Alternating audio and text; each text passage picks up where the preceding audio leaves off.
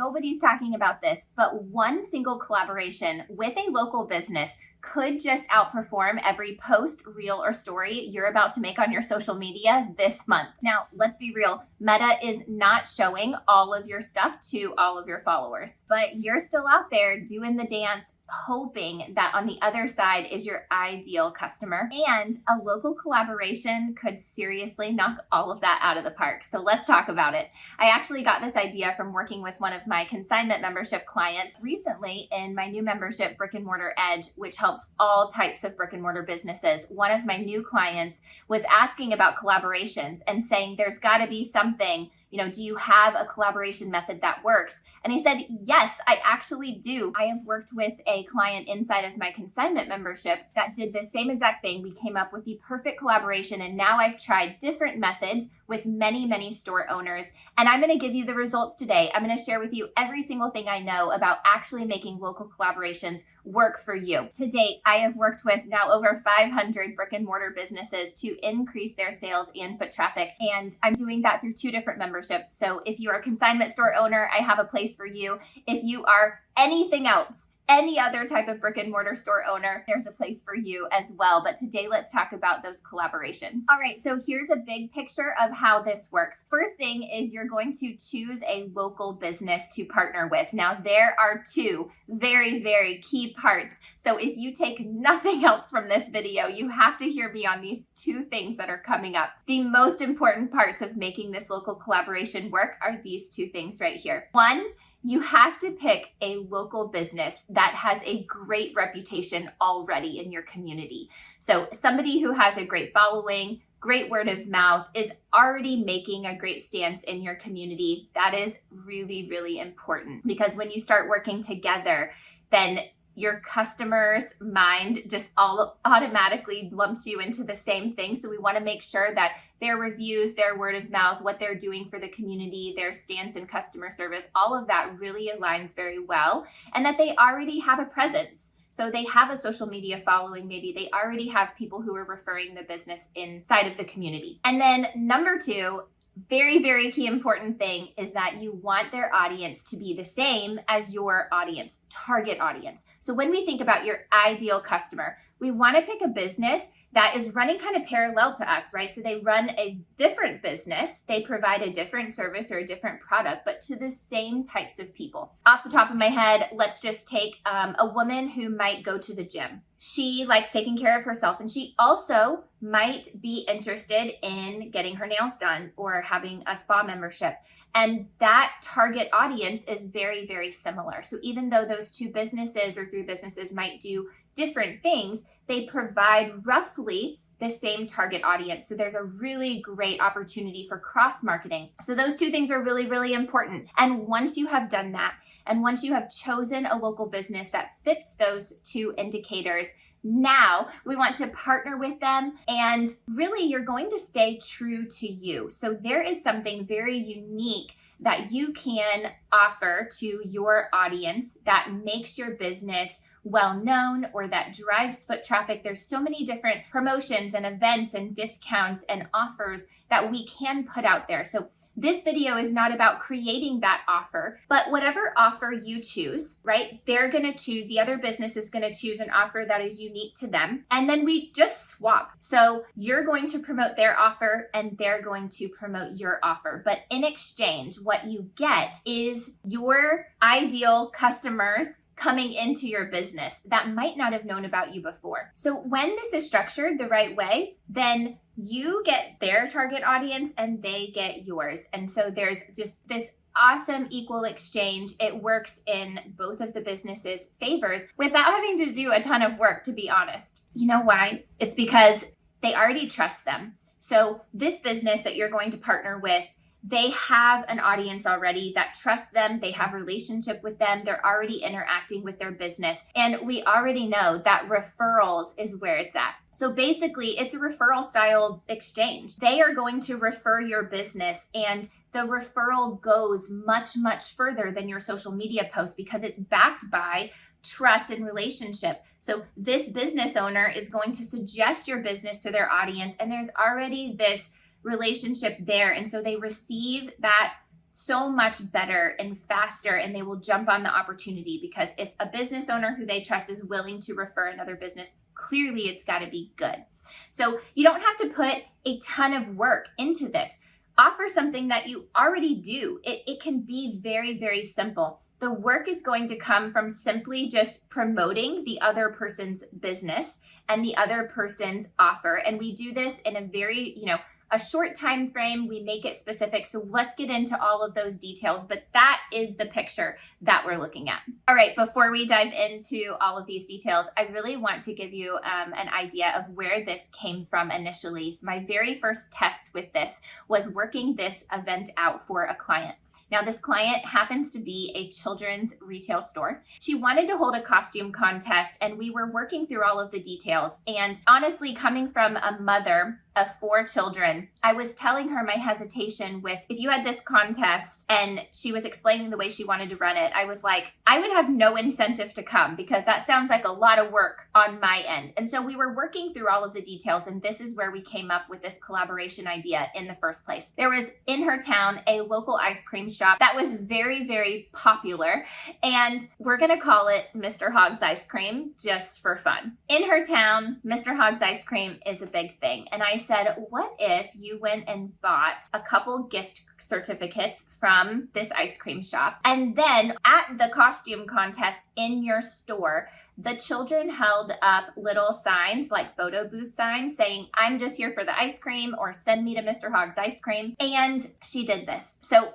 one, the target audience is parallel. Moms and children and families love visiting this ice cream store. That is her same ideal target audience. And so the audience checked out, and this ice cream store had a really great reputation in town. So both of those key factors that we talked about at the top of the video checked out well. Well, when she went in to talk to the owner and tell him what she was doing, he gifted her the gift certificates, which was not what she expected. She fully expected to pay for those. And he was so thrilled with this that he decided to share the contest to his page, and he got his entire social media audience involved in the voting of the costume contest. It brought hundreds of new followers to her social media pages, and she got a ton of business.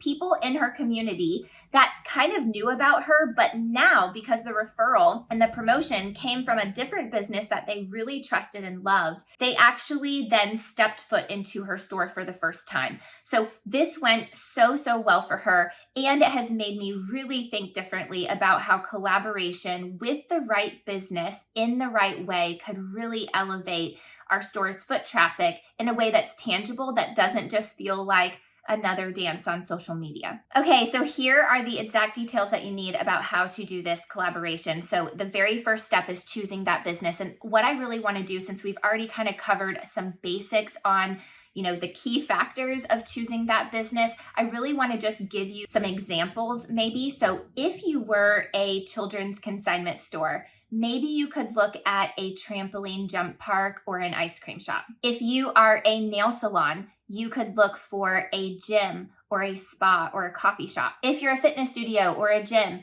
you can look towards a chiropractor or a smoothie bar. If you are a bookstore, maybe look into a coffee shop or a local bakery. If you're an art studio, it would be great to collaborate with a bookstore. So those are some really great examples of that kind of parallel audience that we're talking about. It's not so much about competition. You're just trying to collaborate with a business that has that very, very similar audience. So that's step 1. All right, so step 2 is going to be creating that offer. Now, this is not the time to be complacent and do like a 10% off. Nobody is walking in your door for 10% off of your product or service. That's not getting them out of their feet, okay? We want to give away something truly, truly valuable. And I honestly would not worry about giving away too much here, because if you look at the lifetime value of your customer, really think about what you can afford. This is the cost of gaining a new customer that could potentially come back and stay with you for a lifetime. If you don't know the lifetime value of your customer, crunch some numbers. That's pretty easy to find out. And this is what we want to go for. We want to go for high value, something that is a freebie, a gift card that doesn't expire, something that's actually going to be like wow, like it's too good for them not to use. All right, step 3 is you are going to create the marketing material. Now, here's the thing. You want to be really true to yourself, your brand marketing, your logos, your stuff. And we don't want the other business to feel burdened by this at all. So you create your own marketing. I would personally create a paper flyer that the other business, since we're talking about a brick and mortar local business, that the other business can hand to their customers directly during the 10 to 14 days of promotion that they're going to do for your special offer. And you can turn that flyer into a graphic pretty easily so that you can make posts about it or insert it into an email. The possibilities are endless, but I would not sleep on that paper flyer. All right, step 4 comes to promotion. Now, when we talk about promoting these kind of events, we really want to promote to our audience for about 10 to 14 days.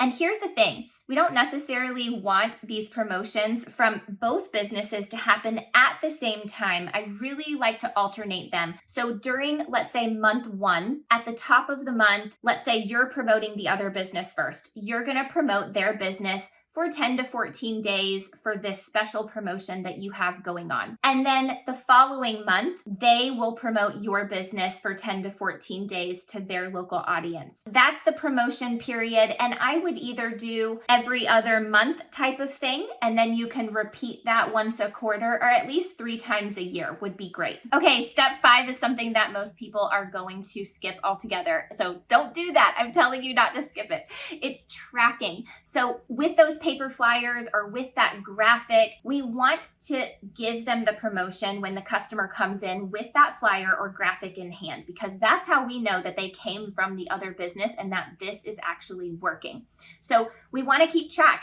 Do a very, very simple Google sheet, just tracking a simple number count of how many people came in with that flyer, came in with that graphic to redeem their offer inside of your business. That's how we know that you're actually gaining leads from the other business's promotion. I would do a lot of testing and I would make a lot of swings because that's how you're going to get really good at this.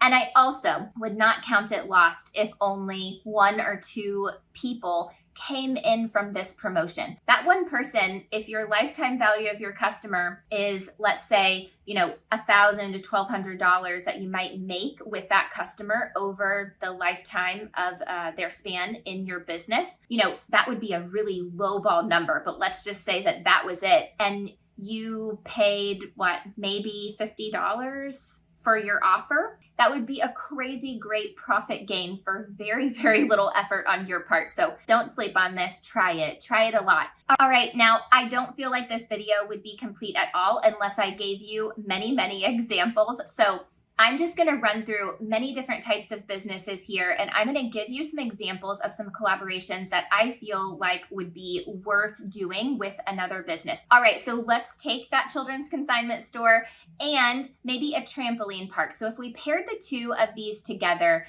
and let's just say that the trampoline park was going to give away a free jump pass for anybody who shopped at the children's consignment store on this particular day. That would be their promotion. Now, in the opposite, the children's consignment store would say anybody who goes to this trampoline park on this day will receive a $10 gift card that doesn't expire to the store.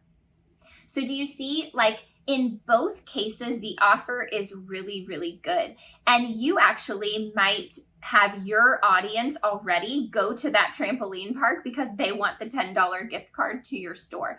And the opposite will happen, but they're the same target audience, and we are inevitably going to get our storefront in the eyeballs of our audience that didn't know we existed or maybe knew about us but needed that extra little nudge to come in. Okay, so now I'm going to give you an example of a fundraising opportunity, because we don't just have to do it for direct sales. We could also do it as a fundraiser. Here's an example of a fundraising opportunity. If we were going to partner a art studio with a bookstore, which is a fabulous parallel audience collaboration, this is what it might look like. Okay, so it might say, take this flyer to your local bookstore on this day, and 20% of all of the sales are going to fund the new children's art program. And then this art studio is going to run the same thing, just kind of in the opposite way. So theirs might say, visit our store or attend one of our local classes on this day, and 20% of all proceeds is going to help expand their local author section. So whether you're doing this as a true direct sales promotion or a fundraising opportunity,